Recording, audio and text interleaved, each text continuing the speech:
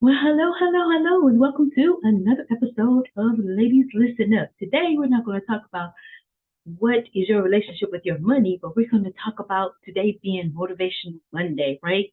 Man, do we have a great champion to talk about today. We're going to talk about Muhammad Ali, right? Man, that was one of my daddy's favorites. I remember as a little girl sitting on his lap and watching the fights, right? And watching Muhammad Ali raise his arms again because he had won another victory. But before we get started, don't forget to like, share, and subscribe. Share this information with somebody else. If somebody needs motivation today on Monday. This is the beginning of the week, a blank slate, right? I'm really excited and energized. But before we get started, let's go on over to Grandma's cookie jar and see what tips and nuggets Grandma's cookie jar have for us today.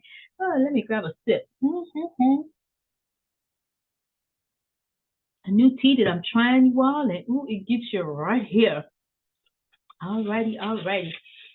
Grandma's cookie jar says, practice happiness. What appropriate message today. Practice happiness for Motivation Monday, right? Change is good. Sometimes change is really hard, right? It's challenging. Sometimes change is a little bit scary, right? Because we really don't, it's like who moved my cheese, right? That's another good one too. I'm gonna put that down in the description box.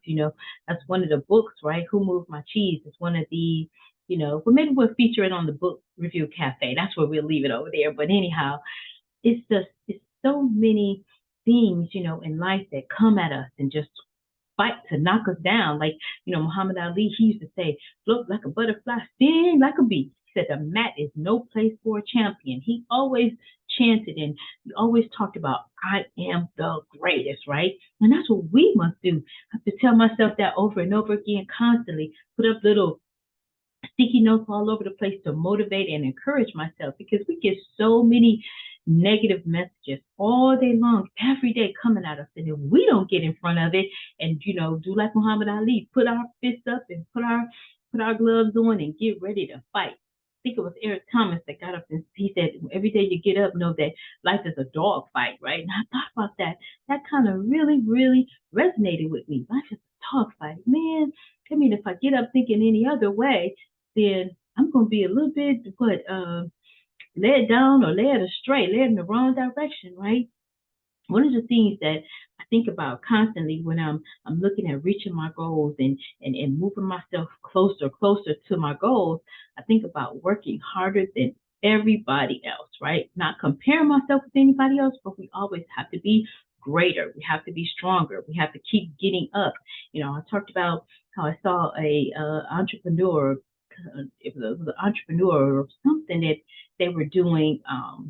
It was a parable to entrepreneurship, how you fall down and you get back up, and you fall down and you get back up. And it just made such an impression on me because the gentleman, he came up on one step and then he dropped down two steps, came up on another step, dropped down three steps, came up on another step, dropped down, and then he kept going, but he kept bouncing back up from the trampoline, and he kept coming back up to a higher step and back down. And then when he got to the top, he still was wobbly and boom, back down again. Isn't that how life does us, right? It's that up and down roller coaster ride, right?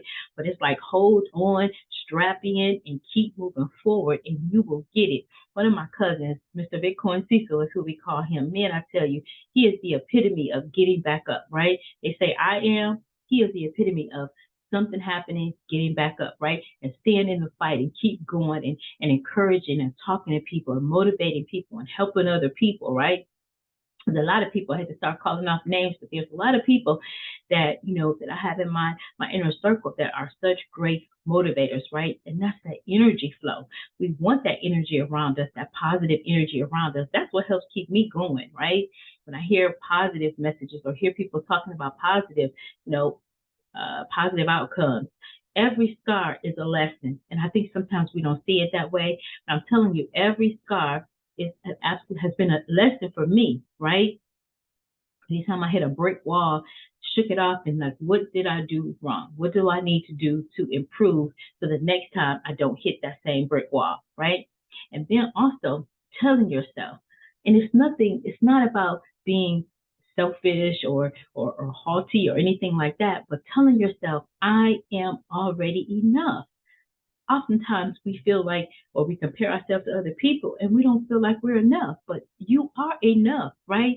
I am enough. And the more times you hear yourself saying this to yourself in your words, then you hear it, your brain actually picks it up, your subconscious mind pick it up.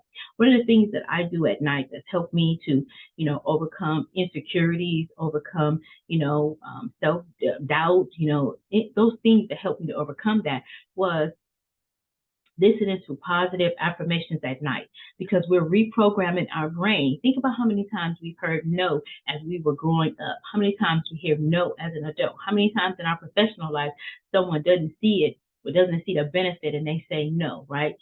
You still have to get back up, right? Because it's all a numbers game. How many times can you get back up and restart, refresh, reinvent yourself, right? No excuses, right? No excuses. If I want to lose weight, I have to stop eating cookies, right? If I want to lose weight, I must exercise because my body needs to exercise to burn off fat, right? And to tone and to build muscle. Is this that like that, right? Or anything that I do it in moderation because I know that I want this outcome versus this outcome, right? So that's the no excuses part. Focus on yourself and not others. Oftentimes we're focusing on, let's see this.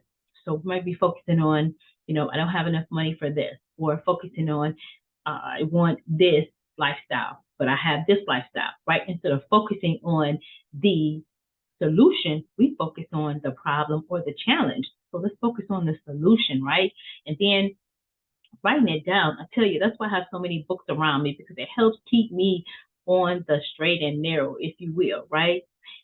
Muhammad Ali is such a great inspiration, such a great, great inspiration because he was just, oh, I am the greatest, right? I remember hearing that when my dad was watching, we were watching the game, the boxing matches, and I could, I heard him always say, we say, float like a butterfly, stay like a bee. And he was like, oh, he said he was the prettiest, like he was a pretty man, right? He talked about not getting scratches and scars all over his face. He said, it was just like, show up for yourself. He was the epitome of somebody showing up for themselves and playing full out, right? Showing up and playing full out. And that's why he is such a great inspiration. And I thought about him when I was thinking about Motivation Monday, and I thought about, the Eric Thomases in the world, and the Les Browns of the world, all of these great motivational speakers, motivational people. And if we look at their lives and see what it is that they did to get where they are, and then we start doing the same thing, success leaves clues. I know for an example, in Les Brown's story, when he was talking about, how he even took a period of time where he was actually living out of his office, right? So he was living out of his office, and the story goes, security found out, and he had to go through that whole thing. But it was a certain period of time where he said, "This is what I need to do in order to get where I need to go." Right? And he's not the only. We've had stories of, even Steve Harvey. He lived out of his car, as he was moving up and going and growing. I believe it was the comedian. Oh my goodness, I see her face. Can't even think of her face. Can't even think Tiffany Haddish, right? I saw her face, right? How she was living out of her car, and when she met Kevin Hart, right? When she did a show or something, and ran into Kevin Hart, and he noticed all of her stuff in her car, and the story goes, about that $300 that they passed back and forth after she made it, and she was trying to give it back to him. It's just so many, stories of grit, and I didn't have a choice, or like there's a couple of stories about, how people just did not give up. They said, you know what, no matter what, when you wake up tomorrow, it's another opportunity. You have another blank canvas to go about and do and paint what you want on that canvas. Like, what do you want your life to be? And it's your choice, right? We say chocolate or vanilla, you choose. It's just going to be a different experience. And so what is it that you choose? Do you choose to fill yourself with, we talked about the 13 wealth principles on one of the other conversations, but what do you choose to do, right? And if you think about it and say, man, you know what? I can really have whatever it is that I want. Now, is it going to be easy? No, I don't think so. What do I need to do for my dreams, my goals, my aspirations, my desires to become true? What do I need to do? Even if I have to start all over again, reset, wipe the slate clean, and start fresh again. What do I need to do? By taking those lessons, like every scar is a lesson. What do I need to do for those lessons to become a reality, right? So use those lessons to use those as stumbling blocks or hurdles, right? So I'm not, if I fall down like the trapeze, I'm going to get back up. Fall down, I'm going to get back up. And that's been my story. It hasn't been one of a smooth ride. It's had a lot of bumpy terrain, a lot of, pivoting and a lot of, shaking my head and shaking myself out of it. But guess what? Kept getting back up, kept getting back up. And I'm still getting back up, jumping back on that horse and keep moving forward. So I think that was part of the lesson today.